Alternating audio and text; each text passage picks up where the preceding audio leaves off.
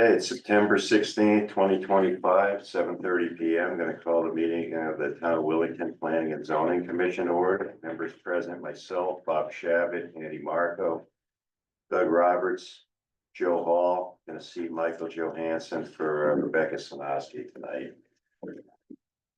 All right, no applications for receipt tonight. Brings us to item B, public hearing. Number 1, PZ-25-9, Commission initiated text amendment to zoning and subdivision regulations following townwide codification project to improve clarity, readability, and increase consistency. Subdivision regulation sections to be modified 2, 3, 5, 8, and 9. Zoning regulation sections to be modified 2, 3, 4, 5, 7, 8, 10, 11, 13, 16, 18, and 20. So I've now opened the public hearing. So what you have in front of you is a digest, sort of a summary document of all the changes. This is prepared by General Code and reflects all of the responses that we have given them throughout the project as far as how to change certain terms to update incorrect references, etc. So with the exception of requirements that we have to make related to statute or other amendments that we made, like, for example, related to home occupations, etc. These changes are really for that. It's clarity, readability, and consistency. So we're not making changes to minimum lot size, setback, the regulatory stuff.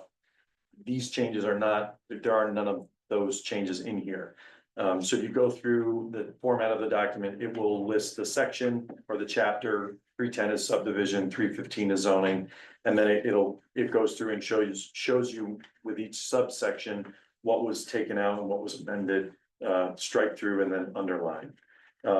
So you'll see terminology changes, changes to statutory references, the updates required for child care center and family child care home, which again is per statute. We're removing the minimum floor area requirement for residential dwellings because again, that was a statutory change. We can't tell people how big their house has to be. This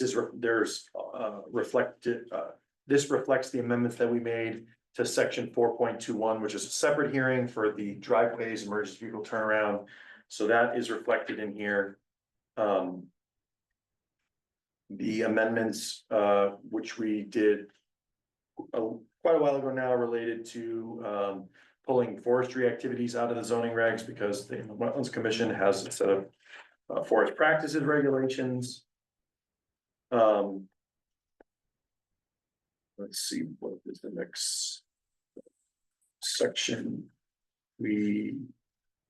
Some of this is, there was a typo where we adopted a regulation and didn't include the actual square foot requirement. So we went back through the minutes and are including that. That's in 5.12.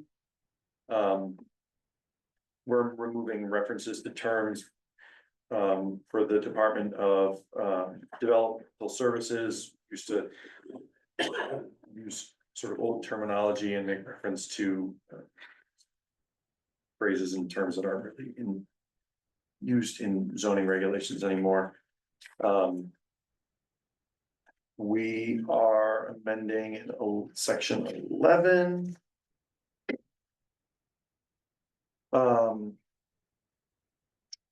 This is, well, it's community residences, residential facilities. Yeah, there's a lot of old terms that are struck in there that Right. So, and as you go through, again, we're not changing the requirements. We're just fixing the terminology. And nobody uses that terminology anymore, like referring to the Connecticut, commission or. Nobody says that anymore. The biggest section of strikeout that you're gonna see is, it's on the bottom of page 10, it's 315-13.03. And it's largely related to septic. There was a lot of requirements in here about soil testing and percolation data and what it should show and all these other things. And it's really not in the realm of P&Z. That's Eastern Highlands. So we're striking that out because the references were old, but also it goes beyond, we don't interpret soil test data. So we're pulling that out and letting that be the responsibility of Eastern Highlands.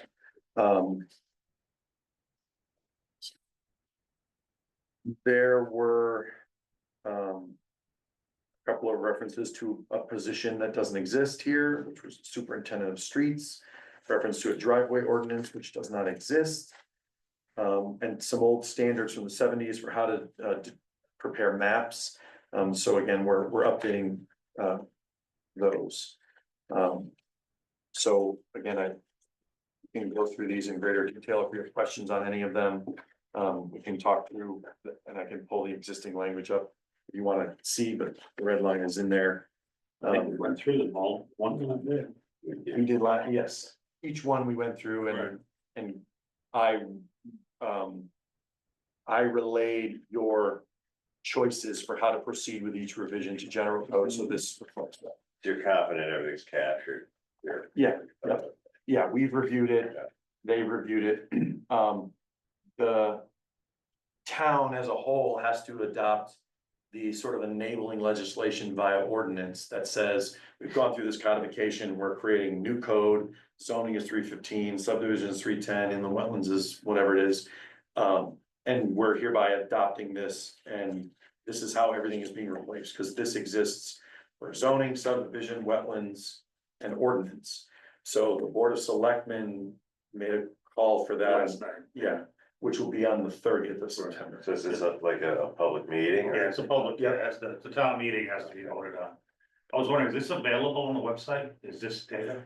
Yeah, it's all linked right on the agenda, the hyperlink that's there. It's. No, but I mean, yeah, is it on the web? Oh, so, but we get it through planning and zoning? Can we link this to the town meeting information? I did give it all to Peter and Shannon, so they Okay, should have I it, will but mention that to district, this would probably be of interest to people. You know, the reading in was fairly extensive, but not this extensive, not this detailed. And I think people might like to understand, there'll be a few that wanna know, yeah, so if it's available in some form. Yep. Okay, I'll talk to them. yeah, this part is linked on the agenda, the ordinance, which says all the stuff that's being changed, and they have that's what's being voted on. That's what we read into the minutes last night. And that one's a little bit shorter than this, because Yeah, it's a short It's ordinance. very specific to the regs. Yeah. So the unlikely event it gets voted down in a town meeting, what do you do with it at that point? It's not going to, but I just what do you do with it? Well, we have a complete Word version of this as amended, which I think still becomes effective. If the ordinance gets voted down, the regulations as reorganized and as updated for this commission are still in effect, I would say, because you voted and approved them, and town meeting can't negate that. If they choose not to establish the enabling ordinance, then I guess we'd have to go through and convert all these back to the old titles, but the language and the organization is still in place. That's my question. It's not unlikely to get voted down. But There are some towns I have heard that really, when we did this in Ashford, there are people who voted against it. As long as people understand it, and the information's out. Yeah. That's the important part here. that's it. Okay. I think they think that the whole code is being changed and they don't necessarily understand the nuances of just a reformatting. And there are some towns that has become, but I think it's, to your point, more of an education thing.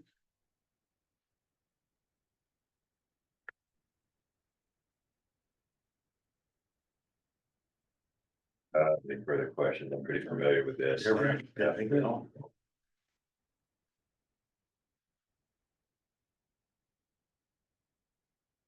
I want to look forward to. Okay.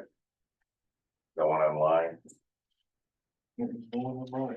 Just The bleachers are empty tonight. Well, apparently we're not interesting enough. Well, I'm sure the time will come. No, we need something Let me just. big.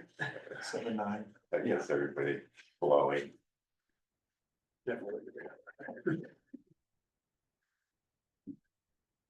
All right, well, someone will make a motion. Yeah, I'll make a motion to close the public hearing for PZ -25-9. I'll second.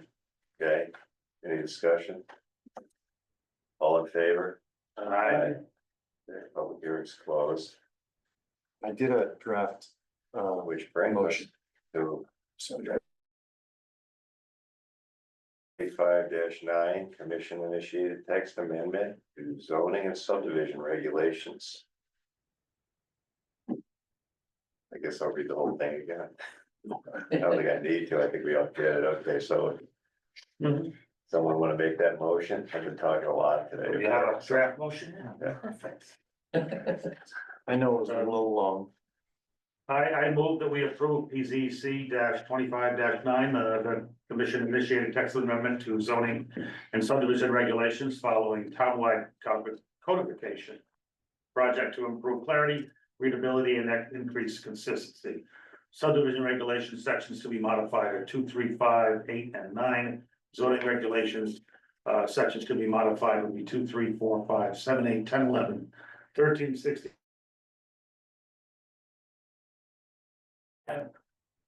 I'll second that. Any discussion? All in favor? Aye. Okay. No unfinished business tonight. Item G, approval of minutes, August 19th, 2025. I move that we approve the minutes of, August 19th. I second.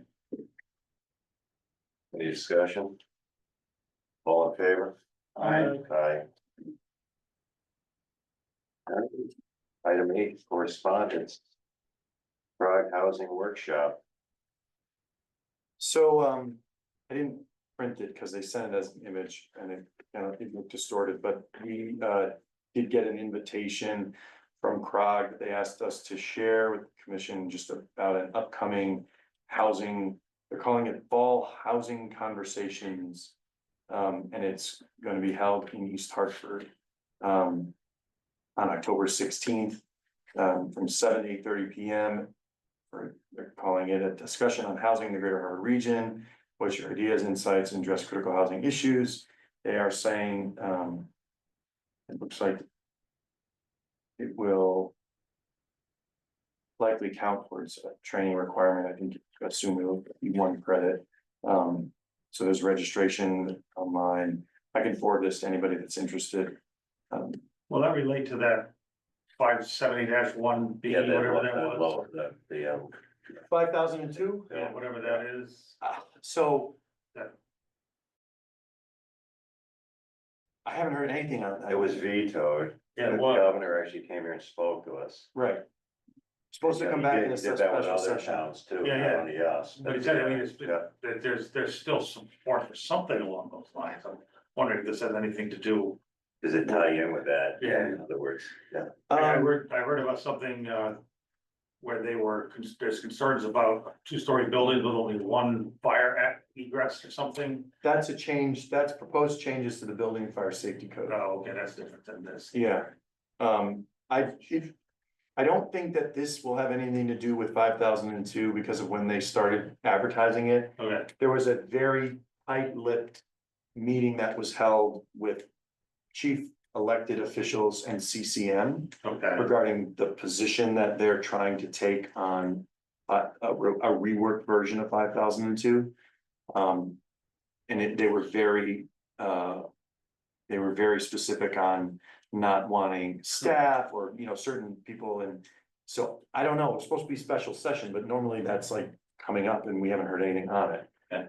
So I don't know, that's a big conundrum. A huge concern was towns losing local control. Yeah, right, That was like, right. the governor heard that again and again. That was probably the reason he went on his yeah. visits. Yeah. So I don't know, it's Just seems the timing seems sort of interesting. yeah. They evening will interactive discussion, hands-on activities about a brief presentation on housing and market data. About homes, affordability, and expanding choice in the capital region. It does tie. It's. My perspective on 5,002 is that I don't think much of it matters because unless somebody wants to give a town like Willington money to put the housing up, it's not gonna happen. We don't have the infrastructure, we don't have the jobs, we don't have the services, we don't have much of anything. So unless we're gonna have someone build it. And so the proposal, my understanding that CCM was trying to push was going to put a fairly big fat chunk of money in the hands of the regional councils of government to have then sort of work with the towns on coming to a more approachable number on what their fair share requirement is. I think it's still gonna meet opposition because, yes, right now, all you're saying is this is our, our fair share target. But then what does that breed in the next session or in the session after that, right? How does that? Because, that is gonna be really challenging to build in places like this, which a lot of towns are very similar. Unless it's tied to UConn student housing or something around here that it doesn't. It's it is a challenge. And then the way that 5002 was written, it was basically, you have to come up with your fair share plan, and based on the letter that your town name starts with, that determines your deadline. So a town like, a small town like Willington would have more time than, Hartford. Yeah. Because you're farther back in the alphabet. That's a That very makes odd way zero of doing it. sense. Yeah. Union has a long time to. Or bottom town. Ashford's in Right. trouble, so they gotta get that I, handover. my, we don't talk about personal opinions, but I think that towns that are open to doing the right thing and making housing available for all people should be rewarded, and towns that routinely do the wrong thing should be penalized, and it should just be, leave it at that. But, all right, so some towns still make the wrong choice. So if anybody's interested, we can register you, you can register, I can send you the flyer, but again, it's September 24th, which is a Wednesday at 7 p.m. Is it online? They're in person, one is in Southington, and October 16th, is in East Hartford. So there's two of them a little closer. Yeah, so I can send this to you if you're interested. All right, item I, public participation for items not listed on the agenda. Well, I wanna say that it's interesting to look at the YouTube views of all of the meetings in town. They're often outweigh the participation, like, people don't go to the meetings, but they watch them on YouTube, some of them. That's a good thing. Like your Board of Finance, you see like 119 views on YouTube, so. Yeah, that's good. And yet, those are pretty well attended at times, but even planning and zoning, you'll see 10, 15 people watched it. When we didn't have anybody in the room or anybody online, so people are using that channel to catch up on stuff. Which I think that's good. At least they're staying informed somehow. No, I think recording the meetings and putting them up is a good thing. Yeah, me too, I think it's correct. I often watch them and I realize I don't know what I'm talking about. Hindsight. Cause I don't even know what I'm talking about. It sounded good in the moment. It did, I go, what am I trying to say? All right. Item J, staff report discussion, number 1, tax stabilization ordinance.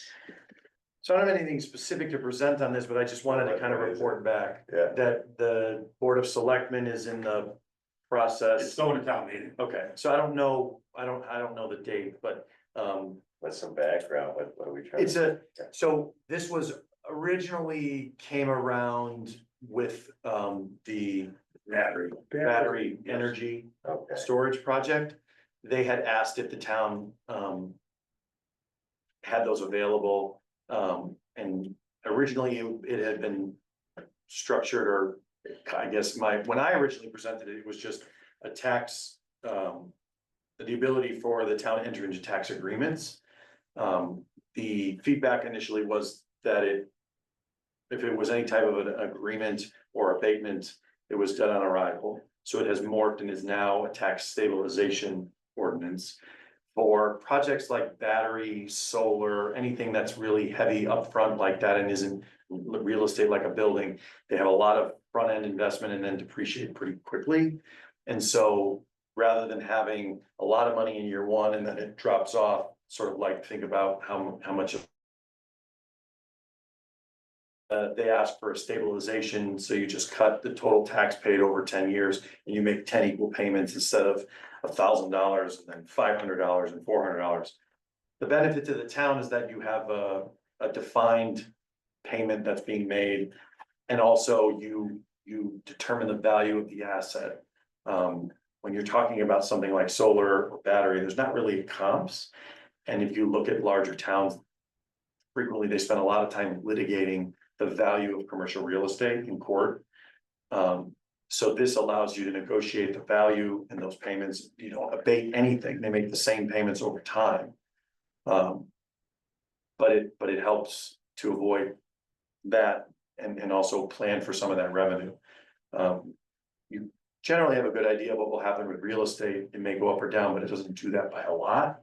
Whereas, you know, you get a 5-year reval through a project and you find that this thing is worth half of what it was. You know, with a large scale project, that could equate to a lot of money that you got the year before that you're now not getting. So the intent is to create an ordinance that would allow the Board of Selectmen to enter into tax stabilization agreements for certain projects with a bunch of criteria. It's not just sort of an open-ended like. Just say this thing had a 20-year lifespan, what would you do, like make equal payments over the course of 20 years, just peanut butter like that across the. Right. Right. Okay. So the town can have a better plan for revenue projections and does not have to worry about halfway through that process, a reval saying, oh, we think it's worth this now, and having to fight it over in court. So at the end of the agreement, there is no reduction in the taxes paid. It is 100% of the value.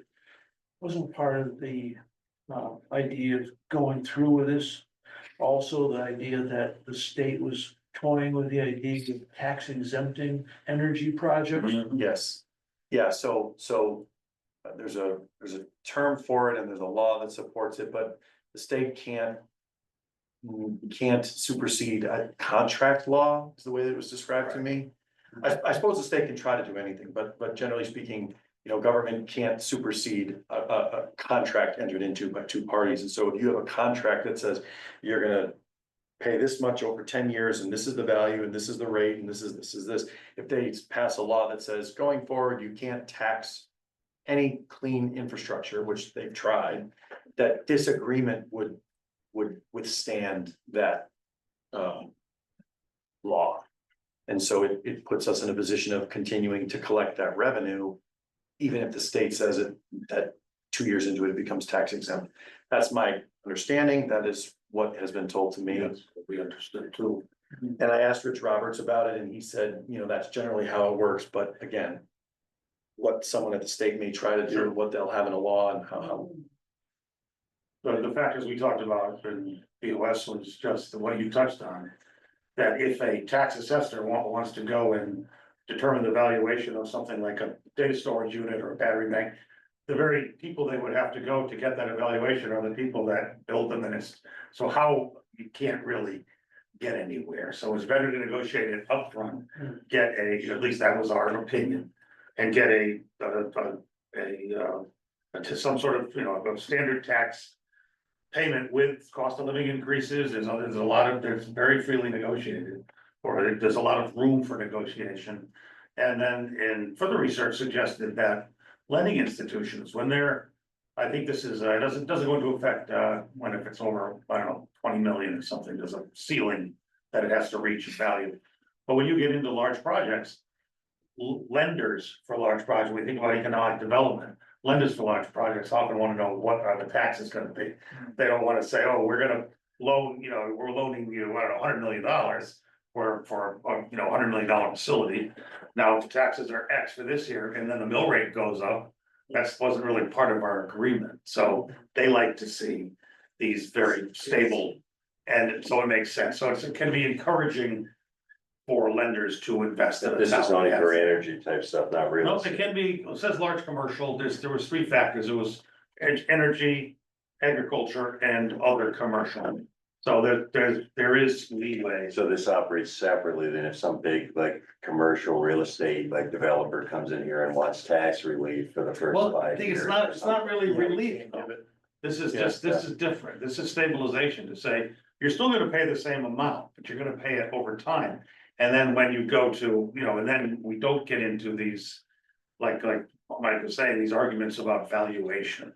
So if we say, oh, your building went up in value and we're gonna charge you more this year, and they go, well, wait a minute, we don't see it that way, then you end up in court. This way, they've already agreed to paying whatever it is, 100,000 in there. Does the cost of power, the current cost of power factor into the assessment of, I don't sure what that means. What does that mean? So if our megawatt cost is 10 cents a kilowatt to generate, and then 2 years from now, it jumps up to 15 cents. And then you got a solar farm or a wind farm or I think whatever. it's about equipment. Yeah. This was all about the valuation, basically property It's tax. like when you build a facility, how much is all that you're putting on the site worth? Mhm. And that's what they're taxing on. But that equipment is gonna be making more money based on what they can sell the power to Connecticut. Well, let's negotiate. Right. I didn't know, is it negotiable? Is it The, based on? the plan seemed pretty squishy for as far as negotiating. It's an enabling ordinance, so it just says, if your project meets one of these criteria, you can ask and the Board of Selectmen may enter into an agreement. It doesn't specify any of the boundaries of that agreement, so the Board of Selectmen in theory could say, every 3 years we wanna look, and yeah, if this project is somehow becoming more valuable. Now, the flip side to that coin is it's just like a vehicle. The value on the market based upon specific demand doesn't necessarily fluctuate like that. So I don't know how you do it, but the ordinance doesn't prohibit specific terms. No. It's just.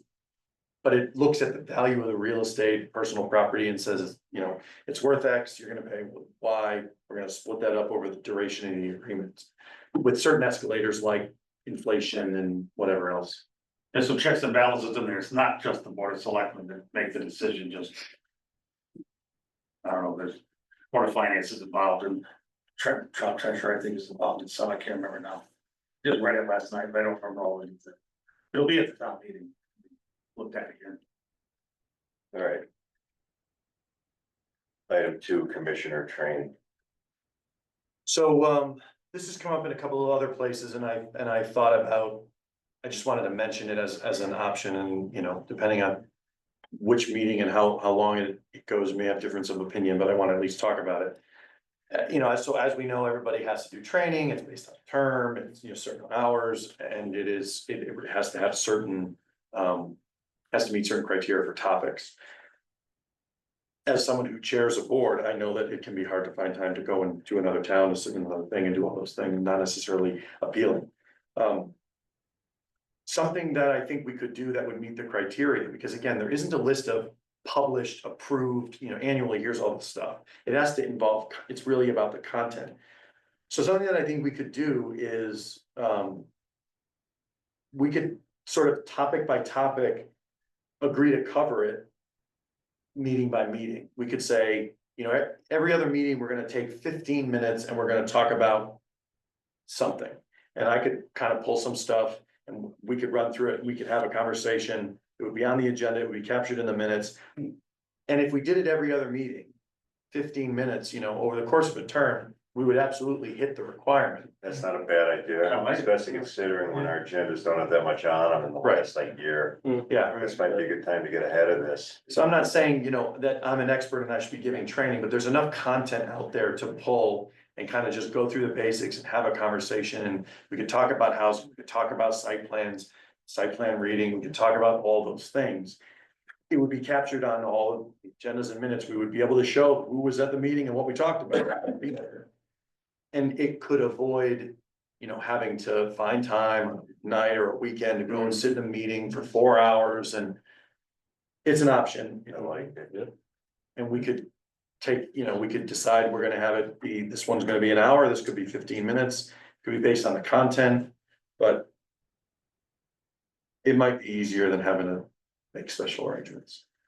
I think it's a great idea. That way we don't have somebody that doesn't have all their training and.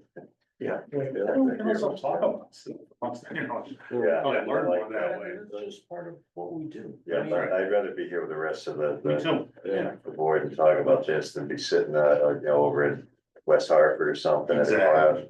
Yeah, And that training that happens every other year, that's all day by the bar, that's like 8 hours in March, like, it's a great training, but also you're sitting in front of a computer for a whole day on a That's Saturday. terrific. Yeah, it's great in that it's sort of one-stop shop, it covers everything, and it's by people that at least I feel should be teaching it. Sometimes you look at some of these other things and it's like, you know, who's gonna be there, what are they gonna say, and in-person trainings, sometimes somebody in the room has a tendency to sort of steal the trainer and make it If about. we kind of do it in-house, it's pertaining to what we're interested in here in town. What we might need the training on, so it Yeah. might actually be relevant.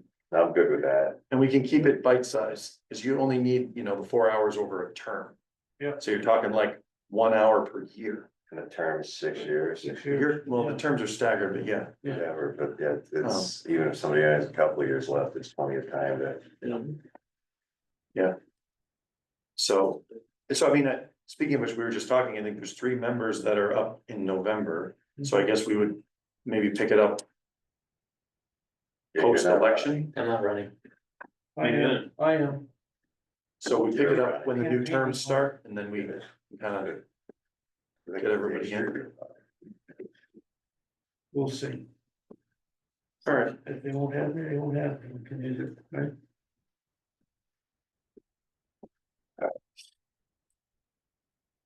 I'll start looking at the list of content and start seeing what's available, and then we can, we'll just kind of feather it in on a night that it feels like it's gonna be light, and if it turns out to not be light, we can postpone it. But I think that might be we try it, and if it doesn't work, we can get back to the way we have it now. All right. Just want to bring up 2 quick things. The solar charging station. So they just started, it looks like they just started landscaping, which is good because it's been a while. Idea, I guess I never anticipated the other business, if they put the pad on there, it was gonna take. I don't know when it's gonna have a business, but I can tell you when I'm coming to meetings like this. At night, the people that are using that, there's nothing there, so now they're walking along the street. There's no sidewalk. Some people don't like sidewalks going to nowhere, but they're going over to the travel, the TA. So when you throw a foot of snow on the ground, it's gonna be not safe, and there's no lights. So I guess in the future, maybe a lesson learned when somebody proposes that. Maybe you put sidewalks and lighting, to anticipate that if things don't go the way they're presented, there's something for these people to do. Well, I think. Well, the way it was originally presented, there was supposed to be a business there. Yeah. There would have been There's a restaurants there. restaurant with but charging stations and With the solar. charging Yeah, I station, know. now it's like, Right, we're only half. halfway there. Put together. They were, we had a lot of discussion about this because they have continued to try to get a tenant. But when they came to the commission, I mean, they were pretty upfront about, we'll build it if we have a tenant, but if we don't have a tenant, we talked a lot about what to do, and that's why we made them put in the pad and all the site improvements, because they can't, build places now, so you talk about Starbucks or, Jersey Mile, whatever, all these, they wanna have a specific design that fits their mold, and so if they built a building and said available for lease, somebody's gonna come in and say, this doesn't work for my specific, so we agreed all the site improvements, infrastructure had to be in.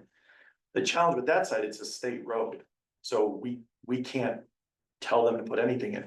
Now, we could ask them to put in a private connection off the road and say, can you connect the 2 sites? Although I don't know if TA has a fence.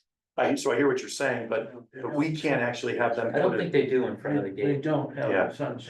So we could ask them to, but that would require an encroachment from DOT. So it would be up to DOT as to whether or not they could do it.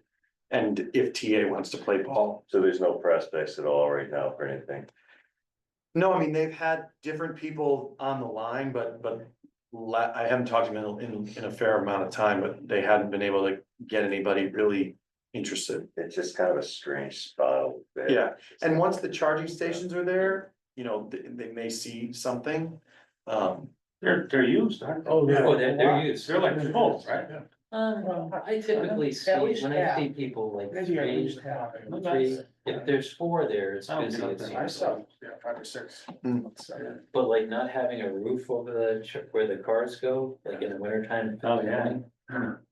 Like, I don't know how often that's gonna get plowed, I'm sure he's, yeah, I mean, and it's. I'm sure he has to do that, because I'm sure that in his agreement with Tesla, he has to. But it's not easily plowed either, because if you go in, it's closed. Yeah, So somehow the plow's gotta get around, turn around, yeah, that snow somewhere. Yeah. Just, I don't know, just an observation. yeah, no, I mean, it's it's That's a good one though, It's like, who's to say that just because you stop at a charging station with a restaurant, maybe I don't wanna go to that restaurant. Yeah. So I wanna walk over there, Yeah, and yet I can't, now I gotta walk out on the road. Never even thought of it. I guess my second thing, I just wanna bring up, is what's going on with that never ending estate sale? Oh, the one, yeah, I see that all the time. that, I don't know. It said they were restocking the Yeah. sign. We were restocking. It's right on the It's been going on for months. Where's the village? right in the village. Right, yeah, it's like, Yeah, From where I'm coming, I rarely have an occasion to it's be. all right by it. it's a It's stone throw away from Hall it's a sight to behold. Yeah, There's, Is like Huge. having a junk shop there again? 100 feet by Yeah, I have not, 20 foot, all enclosed. there's a vinyl porta potty out back. zipper thing. I honestly have not heard anything about it. Oh, why would you? Oh, and it's state sale. Yeah, it seems like it would require a permit or There was something. a real estate sign for the house for sale too, but I popped up the other day. What's that? There was another for sale sign that I swore was for the house that I hadn't seen before. It didn't keep getting bigger. Yeah, I honestly have not heard anything about it. well, there you go. You know Take a about it ride now. by and you'll be, Yeah, I see that all the time. gun shop is interesting. No, this is interesting. You'll have to see it.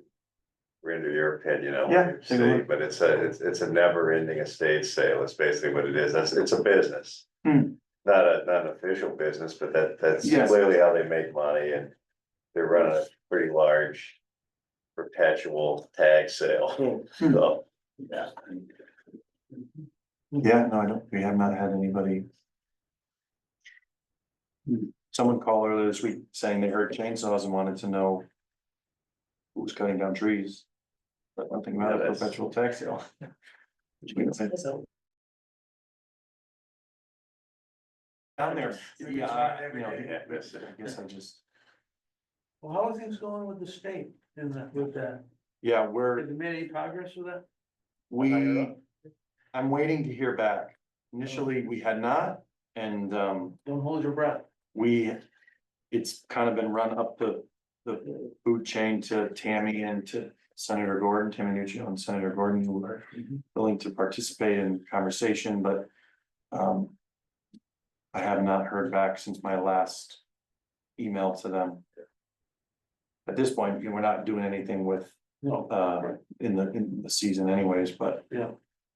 I have not heard back yet, so. That piece of property in front of Station 13 is finally gonna get deeded over. Is it? That's Yeah. the word was that it's gonna happen. I mean,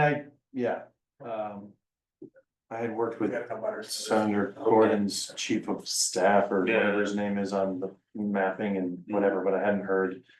Well, that Peter reported that Monday, that it's now it's gonna happen and things are getting signed, if you knew or not, but in front of Station 13 on Route 32, where the flagpole is, that wasn't owned by the town, that was actually state land. Yeah. And when they moved Route 32 back in the 70s, right, had to be, right, when the state never they didn't deed the land over, and then fire department for some reason decided to put the flagpole there, but it isn't actually on town land. What street is that?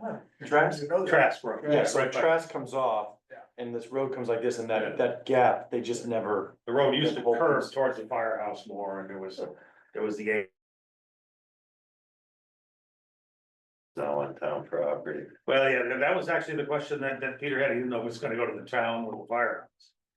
Wasn't actually sure where Who owns the real estate? The town owns the real estate the firehouse is on? the firehouse owns.